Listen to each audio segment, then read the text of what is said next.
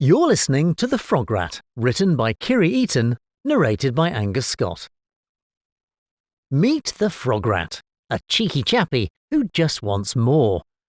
Introducing the Frograt, a half frog, half rat, in a swamp brimming with peculiar animals. However, when his insatiable greed takes over, a cautionary tale unfolds. Will the Frograt get what he wants? Or will his hunt for bigger and better means he ends up with nothing at all? The Frograt lived in a swamp. It was his swamp. He called it home. The Frograt would wander through his swamp daily, foraging for food. He liked a varied diet and would eat whatever he could find. His favourite food was bug rats, which could only be found in the depths of the swamp. One day, as he walked through the swamp looking for something to eat, he came across a bird rat. Thought the Frograt, and just what have I found here? You can't eat me, the bird rat said. I'm too feathery and small for a hungry frog rat like you. What you need is a cat rat. The Frograt thought for a moment. Do you know what? He said. You might be right. I'll go looking for a cat rat, but I'll be back for you later. The Frograt continued on his way through the swamp. Soon he came across a cat rat. Thought the Frograt, and just what have I found here? You can't eat me, said the cat rat. I'm too furry and thin for a frog rat with a big appetite like yours.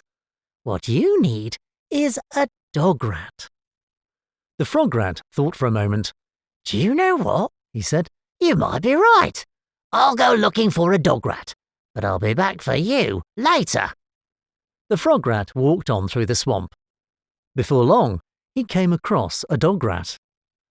Thought the Frograt, and just what have I found here? You can't eat me, said the dog rat. I'm too hairy and not nearly plump enough to fill up a big frog rat like you. What you need is a horse rat. The Frograt thought for a moment. Do you know what? He said. You might be right.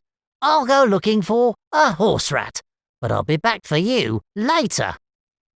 The Frograt set off again, but he was growing tired from having walked so far to look for food, so he sat down for a rest.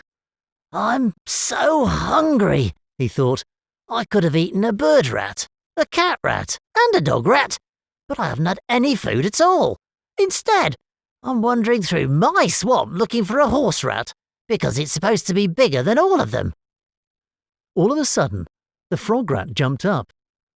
I'm not searching for horse rats anymore, he said. I'm going back to eat all the food I've already found. But as the Frograt made his way back through the swamp, there was no food to be seen. Not so much as a mouthful. The bird rat had flown off. The cat rat had hidden away. The dog rat had disappeared. As for horse rats, the Frograt was starting to think there was no such thing. He thought. I could have had 3 scrumptious meals today if I hadn't been so greedy. But I kept wanting something bigger and better to eat. Now I'm left with nothing. Still thinking about the feast he could have had, the Frograt trudged home. His tummy was empty, and so was his heart. I'll never be so greedy again, he said.